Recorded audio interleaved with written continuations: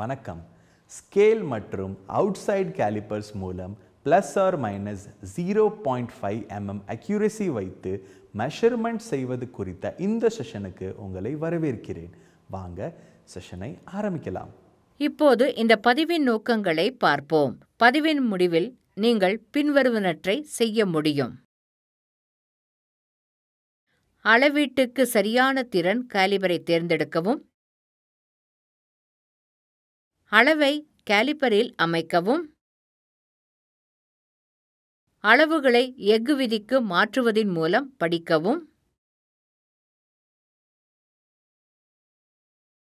இந்த பயிற்சிக்கு தேவையான கருவிகள்: outside callipers, spring and lock joint, steel rule, wooden block, mallet.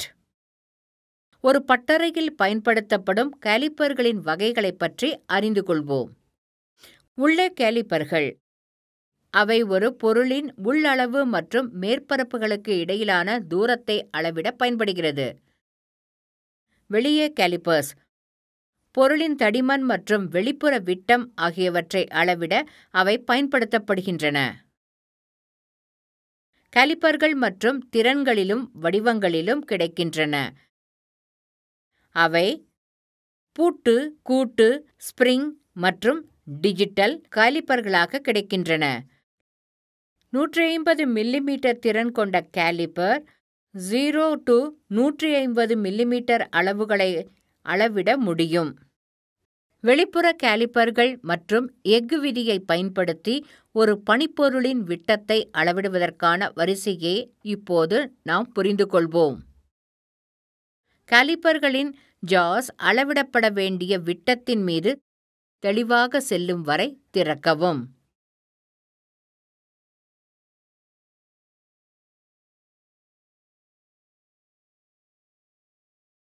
அளவுகளை அளவிடும் போது வேலை நிலையானதாக இருக்க வேண்டும்.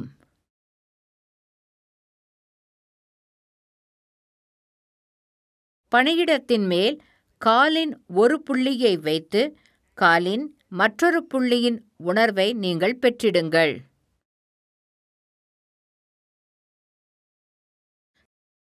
காலின் மற்ற புள்ளியில் கிளியரன்ஸ் இருந்தால் ஒரு மரத்துண்டின் மீது உறுதியான மூட்டு காலிப்பர்களின் ஒரு காலின் பின்புறத்தை மெதுவாக தட்டவும். அது பனிப்பொருளின் வெளிப்புற விட்டத்தில் இருந்து நழுவும் வரை உணர்வு என்ற சரியான உணர்வை கொடுக்கும்.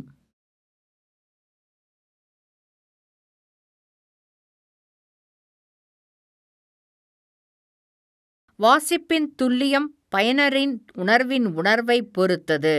எனவே சரியான உணர்வை பெற அதிக கவனம் செலுத்தப்பட வேண்டும்.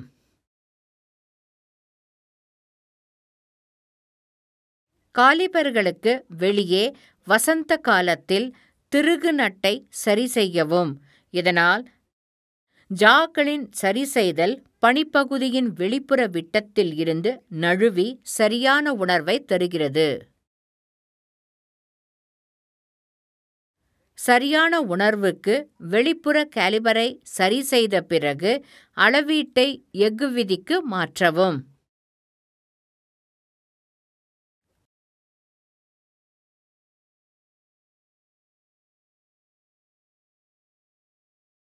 ஒரு ஜாவின் புள்ளி பட்டப்படிப்புக்கு மேல் வைக்கப்பட வேண்டும். அதனால் மற்ற ஜாக்களின் புள்ளி எஃகு விதியின் விளிம்புடன் இணையாக இருக்கும். இப்போது வெளிப்புற காலிப்பர்கள் மற்றும் எஃகு விதியை பயன்படுத்தி பல்வேறு வேலை துண்டுகளை அளவிடுவோம்.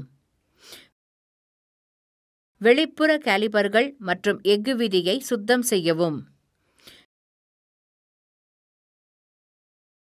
காலிப்பர்களின் ஜாகள் சுதந்திரமாக நகர்வதை உறுதி செய்யவும்.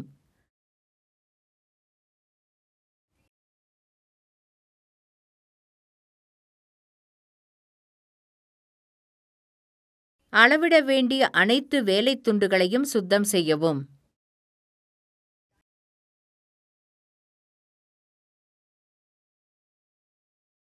கொடுக்கப்பட்ட பனிப்பகுதியின் விட்டம் 45 மில்லிமீட்டர் ஆகும்.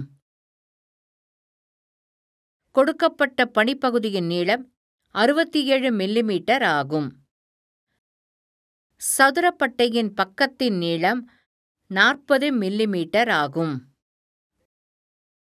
கொடுக்கப்பட்ட பனிப்பகுதியின் நீளம் 103 மில்லிமீட்டர் ஆகும். அறுகோணப்பட்டையின் மூலைவிட்ட நீளம் 47 மில்லிமீட்டர் ஆகும். கொடுக்கப்பட்ட பனிப்பகுதியின் நீளம் 67 மில்லிமீட்டர் ஆகும். மறுபரிசீலனை செய்ய கீழே உள்ளவற்றை செய்ய நாங்கள் கற்றுக்கொண்டோம். அளவீட்டுக்கு சரியான திறன் காலிபரை தேர்ந்தெடுக்கவும், அளவை கேலிபரில் அமைக்கவும், அளவுகளை எஃகு விதிக்கு மாற்றுவதன் மூலம் படிக்கவும்.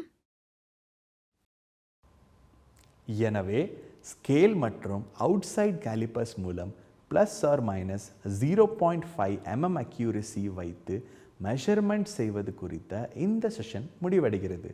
நீங்கள் எல்லா கருத்துகளையும் புரிந்து கொண்டீர்கள் என நம்புகிறேன்.